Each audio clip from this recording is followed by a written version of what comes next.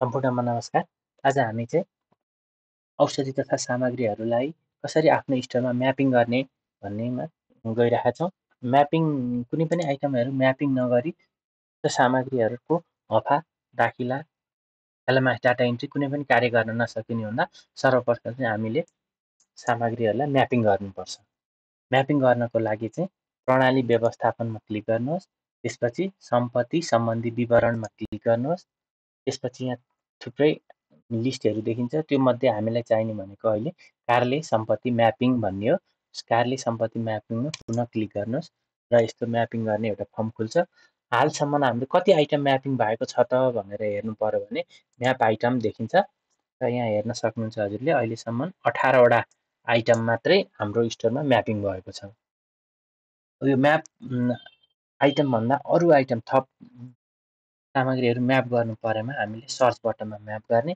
जस्तो हामीसँग अहिले एमोक्सिसिलिन 500 छ भने एमोक्सिसिलिन 250 नभयो भने 250 म्यापिङ गर्छौँ। त्यसको लागि AMOXYCILLIN एमोक्सिसिलिन लेखेर सर्च बटनमा क्लिक गर्छौँ।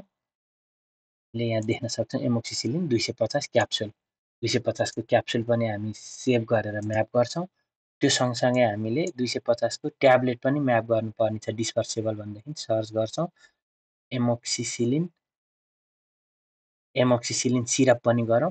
सिरपमा एमोक्सिसिलिन ड्राई सिरप सस्पेन्सन जुन यदि तपाईँहरूले पछाडि ह्यास चिन्ह देख्नुहुन्छ भने यो चाहिँ इसेन्सियल ड्रगको ह्यास चिन्ह लागेका छौँ। त्यसलाई पनि हामीले यहाँ क्लिक गरेर सेभ बटनमा क्लिक गरौँ। एमोक्सिसिलिन 250 डिस्पर्सेबल ट्याब्लेट यसलाई नि यहाँ क्लिक गरेर सेभ बटनमा थिचौँ। यसरी हाम्रो अब चाहिँ हामीले 27वटा आइटमहरू चाहिँ म्याप भएको छ। यसरी म्याप आइटममा क्लिक गरेर 21वटा आइटम चाहिँ हाम्रो म्याप भएको छ। यसरी म्याप आइटम हेर्न सक्छौँ। अब हामीले एमोक्सिसिलिनहरूको पनि हामीले हफा दाखिला गर्न सक्छौँ। यसरी चाहिँ हामीले औषधि तथा सामग्रीहरू चाहिँ सबभन्दा पहिले म्यापिङ गर्नुपर्छ। Thank you.